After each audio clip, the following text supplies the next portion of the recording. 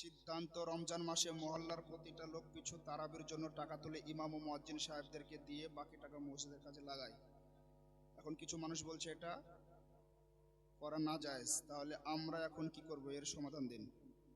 একই বিধান, আপনি মসজিদের জন্য ইমাম সাহেব রেখেছেন, ইমাম সাহেব রমজান মাসে তারাবি পড়াবে, তারাবির জন্য আপনি আব্দুল খালিক, আব্দুল মালিক, আব্দুর রহমান, আব্দুল সাত্তার সবার কাছে 200 করে টাকা তুললেন। গোটা মহল্লার টাকা উঠে 20,000 হলো, ইমাম সাহেবকে 10,000, মুয়াজ্জিন সাহেবকে 3,000, আর বাকি টাকাটা আপনি মসজিদে কাজে লাগিয়ে দিলেন। এটা আপনার নাইনসাফি হবে, এটা চলবে না। তার কারণ আপনি ইমাম সাহেবের মাথার উপর টাকা উঠিয়েছেন, আপনি ইমাম সাহেবকে এসব করে টাকা উঠিয়েছেন। অতএব ইমাম সাহেবের জন্য যেহেতু পয়সা ওঠানো হয়েছে, ইমাম সাহেবকেই দিতে হবে, যদি এতে ইমাম সাহেবের অনুমতি থাকে। আর যারা ওই টাকাগুলো দিচ্ছে তাদের যদি অনুমতি থাকে যে এই টাকাটা ইমাম সাহেবের জন্য উঠানো হচ্ছে, এই টাকা থেকে কিছু টাকা মসজিদের কাজেও লাগাতে পারো, আমরা এটা স্বেচ্ছায় তোমাদেরকে দিচ্ছি, সেখান থেকে কিছু পার্সেন্ট মসজিদের কাজে লাগিয়ে কিছু পার্সেন্ট ইমাম সাহেবকে দিতে পারেন। তবে সব থেকে সূক্ষ্ম বিষয়, প্রত্যেকটা মসজিদের প্রায় 98% মসজিদ কমিটি ইমাম সাহেবদের সাথে প্রতারণা করে এবং তাদের উপর জুলুম করে, তাদের উপর এটা জুলুম করে। আপনার বাপ মূল্য, মা মূল্য, আপনার বিটির বিয়া, বেটার বিয়া, গোটা মহল্লার কাজকর্ম সারা মাস সারা বছর খাটা আপনার সাথে পাশে থাকলো, সামনে পিছনে থাকলো, আর তাকে আপনি সারা বছর মাসে 5,000 7,000 করে দিলেন, আর রমজান মাসে 20,000 হলো, ওটা দেখে আপনার পেটে আর হজম হচ্ছে না। হ্যাঁ, আপনার ছেলে যে 50,000 টাকা ইনকাম করে, আপনি যে 50,000 টাকা ইনকাম করেন, তো ইমাম সাহেবের ছেলে পেট নাই, বউ বাচ্চা নাই, মা বাপ নাই, তার জন্য যে টাকাটা উঠানো হবে সেই টাকাটা তাকেই দিতে হবে, মসজিদের কাজে লাগানো যাবে না, যাবে না, যাবে। আল্লাহ পাক আমাদের সকলকে কবুল করুন। আমরা সবাই পড়ি আল্লাহুম্মা আমিন। আসসালামু আলাইকুম ওয়া রাহমাতুল্লাহি ওয়া বারাকাতুহু।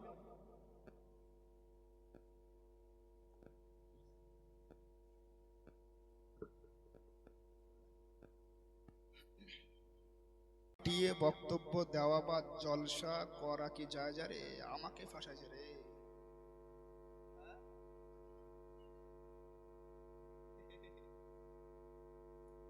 টাকা মিটিয়ে বক্তব্য দেওয়া বা জলসা করা কি জায়েজ? মানে যারা বক্তা তারা কমিটির সঙ্গে চুক্তি করে টাকা নির্ধারিত করে জলসায় আসতে পারবে কি পারবে না, এ প্রসঙ্গে ইসলামী শরিয়াতের বক্তব্য ফতোয়া হলো, কোন বক্তা যদি চাই সে তার সময় ব্যয় করার জন্য কোন জালসায় উপস্থিত হবে, তার জন্য কমিটির কাছে চুক্তি করে টাকা নিতে পারে, এটা জায়েজ। তবে সীমা যেন অতিক্রম না হয়, সীমা যেন অতিক্রম না হয়। তার মানে কি? তার মানে হলো আমি দিন প্রচার করতে আসছি, দিন প্রচার করতে আসার জন্য আমাকে সময় ব্যয় করতে হচ্ছে, আমাকে শ্রম দিতে হচ্ছে, আমাকে যাওয়া আসা গাড়ির জার্নির অনেক ব্যাপার আছে, সময়ের ব্যাপার আছে, আমার শরীর সুস্থর ব্যাপার আছে। হ্যাঁ, তো দেখা গেল আমি মুর্শিদাবাদ থেকে মালদা যাব, মালদা যাওয়া আসা আমার খরচ 3,000 টাকা বা 3,500 টাকা প্রাইভেট গাড়িতে যদি যাওয়া আসা করি, তাহলে সেখানে যদি জালসা কমিটি আমাকে 10,000 টাকা দেয় তাহলে যথেষ্ট। বা সেই বক্তা যদি চাই যে আমি 10,000 টাকা নিব, তো নিতে পারে, এটা দেওয়া জায়েজ, কিন্তু সীমা অতিক্রম করে নয়। কিন্তু একটা কথা মনে রাখবেন যে সব জায়েজ। নারায়ে তাকবীর, নারায়ে তাকবীর, নারায়ে রিসালাত, সুবহানাল্লাহ। দেখেন আপনাদের প্রিয় বক্তা, কাছের বক্তা, জীবনী বক্তা জনাব মাওলানা ওয়াইস রাজা কাদরী উপস্থিত হয়ে গিয়েছেন। আর আলোচনাও বেশি বাড়ানো যাবে না, তবে যে প্রশ্নগুলো করা হয়েছে প্রশ্নগুলোর উত্তর দেওয়া জরুরি কি জরুরি না? জি, প্রশ্নের উত্তরগুলো দিয়ে দিই, তারপরে ইনশাআল্লাহ তার আলোচনা আপনারা শুনবেন।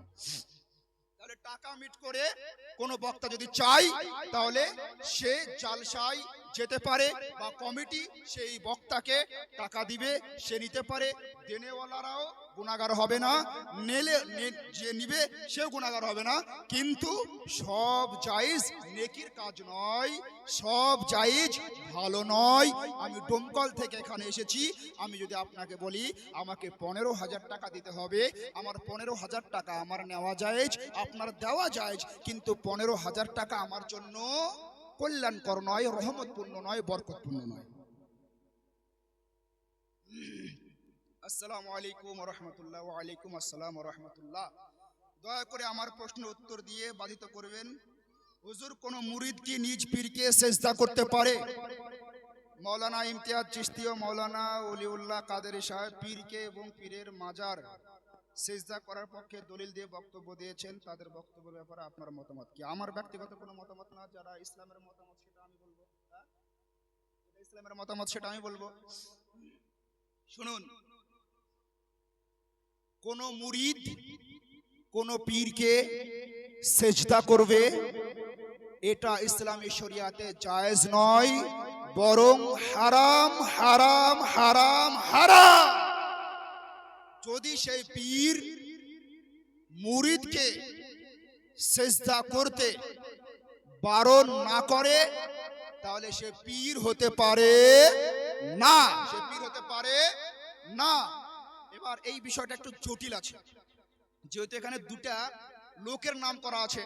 এই দুটা লোক হলো সারা পশ্চিমবঙ্গের থার্ড কোয়ালিটি ইমানচোর, থার্ড কোয়ালিটির ইমানচোর। আপনাকে সর্বপ্রথম জানতে হবে সেজদা বলে কাকে। ইসলামী শরিয়াতে সেজদাকে দুই ভাগে ভাগ করা হয়েছে, একটি হলো সেজদায়ে তাবুদি আর একটি হলো সেজদায়ে তাজিমি। সেজদায়ে তাবুদি একমাত্র আল্লাহর জন্য, মানে ইবাদতের উদ্দেশ্যে যে সেজদা করা হয় সেটাকে বলা হয় সেজদায়ে তাবুদি।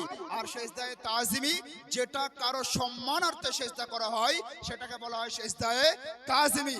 সেজদায়ে তাবুদি এটা কুফ, কেউ যদি আল্লাহ ছাড়া পৃথিবীর কোনো কাউকে সেজদায়ে তাবুদি করে তাহলে সেই ব্যক্তি মুশরিক হয়ে যাবে, কাফির হয়ে যাবে।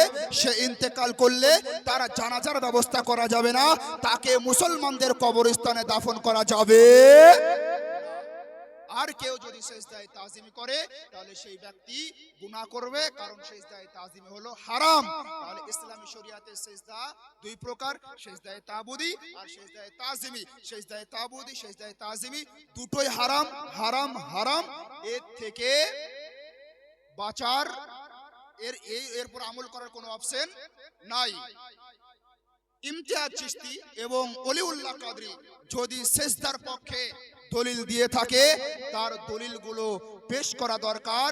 তার কারণ নীল গগনের নিচে, জমিনের উপরে, পৃথিবীর মাটিতে কোরআন সুন্নাহর আলোকে একজন মুহাক্কিকের, একজন মুহাদ্দিসের হাদিস তো দূরের কথা, কোরআনের আয়াত তো দূরের কথা, কোন মহান ব্যক্তির বক্তব্যই পেশ করতে পারবে না যে মহান ব্যক্তির বক্তব্যে প্রমাণ হয় যে আল্লাহ ছাড়া কাউকে সিজদা করা জায়েজ হতে পারে। তাহলে বোঝা গেল যে সিজদা করা আল্লাহ ছাড়া কাউকে যাবে।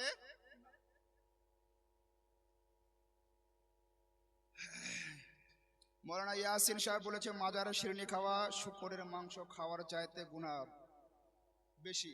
এই বিষয়ে আপনার হুকুম কি? শুকরের মাংস হারাম, শুকরের মাংস কি হারাম।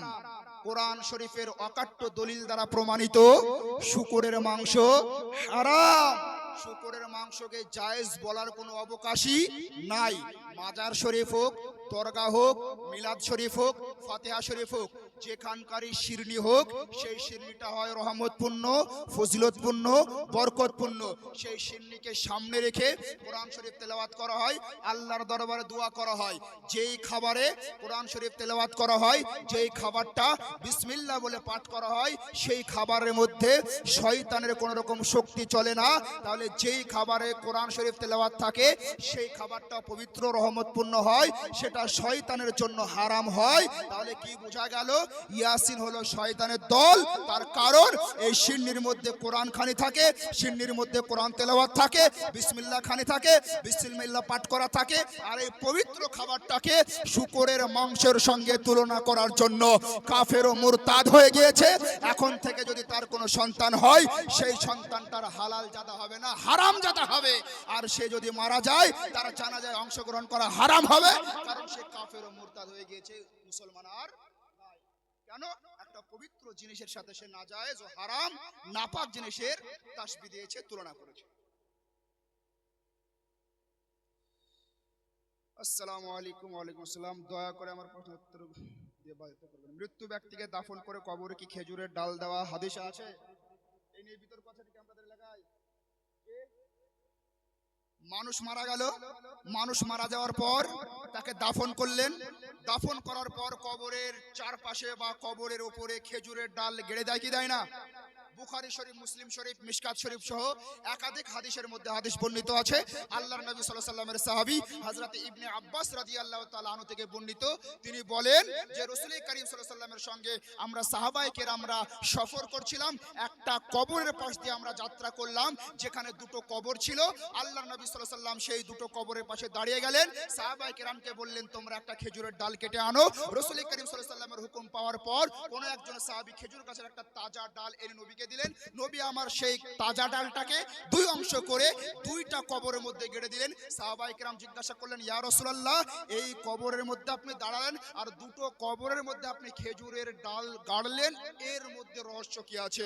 আল্লাহর নবী বললেন, এই দুটো কবরের মধ্যে আযাব হচ্ছে, আল্লাহর সৃষ্টি খেজুরের পাতা যতদিন না শুকাবে এই কবরের উপরে থাকবে ততদিন আল্লাহ তাসবিহ করতে থাকবে আর তাদের কবরের আযাব কম হতে থাকবে। এই হাদিস থেকেই প্রমাণিত যে মৃত্যু ব্যক্তির কবরে খেজুরের ডাল দেওয়া এটা নাজায়েজ ও হারাম, নতুন কোন সিস্টেম, বেদাত নয়, বরং নবীজির সুন্নাত। জোরে বলুন সুবহানাল্লাহ। মাজারে চাদর দেওয়া কি পাপের কাজ? একজন বক্তা বলেছেন জাহান্নামে যাওয়ার জন্য মাজারে চাদর ও ফুল দেওয়াই যথেষ্ট। এই ব্যাপারে আপনার মতামত কি? যেই বক্তা বলেছে মাজারে চাদর দেওয়া এবং ফুল দেওয়ার জন্য জাহান্নামে যাওয়া যথেষ্ট, সেই বক্তার এই বক্তব্যটাই জাহান্নামে যাওয়ার জন্য যথেষ্ট হয়ে গেছে। জাহান্নামে যাবে ও তো জাহান্নামী, ও জাহান্নামে যাওয়া তো অনেক কাজ করেছে, এটাও একটা জাহান্নামে যাওয়ার বড় কাজ। মনে রাখবেন, আল্লাহর যারা ওলি হয়, যারা আল্লাহর প্রিয় বান্দা হয়, তাদের মাজারে, তাদের কবরে ইসলামী শরীয়ত অনুযায়ী চাদর দেওয়া জায়েজ, কিন্তু শর্ত হলো যে চাদরটা দেবেন সেই চাদরটায় যেন কোন রকম কোরআন শরীফের কোন আয়াত না থাকে, কোন সূরা না থাকে, কোন লেখা না থাকে, পরিষ্কার প্লেন একটা চাদর আপনি মাজারে দিতে পারেন, এটা মুস্তাহাব ও মুস্তাহাসান। খেয়াল রাখা দরকার, যদি কোনো মাজারে আগে থেকেই চাদর আছে, নতুন ভাবে চাদর দেওয়া দরকার নাই। যে কোনো মাজারে একটা চাদর থাকলেই যথেষ্ট, একটা চাদর থাকলেই যথেষ্ট। আর কবরে, মাজারে ফুল দেওয়া, ওই যে আমি হাদিসটা বললাম যে নবী আমার দুটো কবরে খেজুরের ডাল দিয়েছিলেন, ওই খেজুরের ডাল কবরে দেওয়াকে কেন্দ্র করে ওই হাদিসের ব্যাখ্যায় আল্লামা আব্দুল হক মুহাদ্দিসে দেহলভী রহমাতুল্লাহ আলাইহি বলেছেন, যারা আল্লাহর ওলি হয় তাদের কবরে, তাদের মাজারে ফুল দেওয়া জায়েজ, জায়েজ, জায়েজ, কোনো ক্ষতি নাই। তবে মনে রাখবেন, মাজারে যদি একটা চাদর থাকে, দ্বিতীয় চাদর দেওয়া কোনো দরকার নাই। যেই চাদরটা দিবেন সেই চাদরটা যেন প্লেন।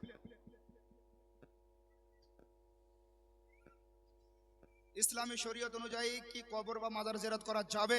জি, সহিহ মুসলিম, বুখারী, আবু দাউদ, তিরমিজি, মিশকাত শরীফ সহ একাধিক হাদিস গ্রন্থের মধ্যে হাদিস বর্ণিত আছে কবর জিয়ারত করা বা মাজার জিয়ারত করা এটা সরাসরি নবীজির সুন্নাত। কারণ আল্লাহর নবী সাল্লাল্লাহু আলাইহি সাল্লাম উহুদের প্রান্তরে যে সকল সাহাবায়ে কেরাম আপনার শহীদ হয়েছিলেন, তাদের কবর, তাদের মাজার নবী আমার প্রত্যেক বছর জিয়ারত করতেন এবং নবীর পিতামাতা ইন্তেকালের পরে আল্লাহর কাছে অনুমতি নিয়েছেন, আল্লাহ আমি কি আমার পিতামাতার কবর জিয়ারত করতে পারি না?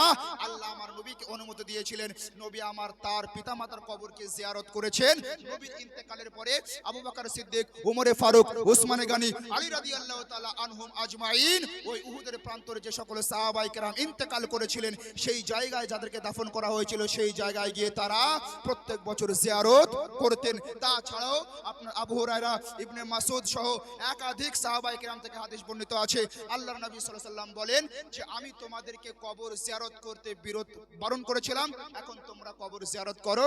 যদি কবর জিয়ারত করো তাহলে তোমাদের আখিরাতের স্মরণ আসবে, আখিরাতের কথা মনে পড়বে, আখিরাতের কথা যদি স্মরণ আসে তাহলে দুনিয়ার গুনাহ থেকে তোমরা বেঁচে থাকতে পারবে। তাহলে কবর বা মাজার জিয়ারত করা এটা নতুন কোনো পদ্ধতি নয়, এটা হাদিস দ্বারা প্রমাণিত, এটা নবীজির পবিত্র সুন্নাত দ্বারা প্রমাণিত, এটা সাহাবায়ে কেরামের সুন্নাত দ্বারা প্রমাণিত।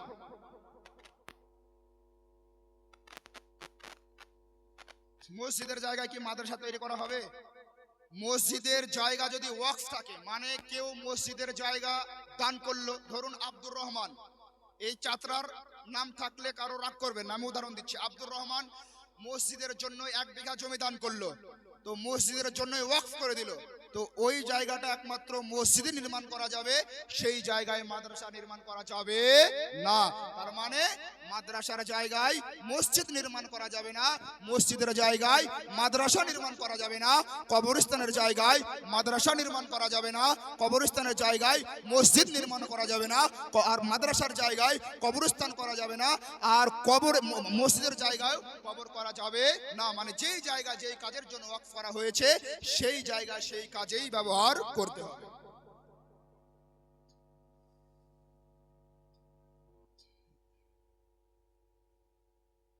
মসজিদ কমিটি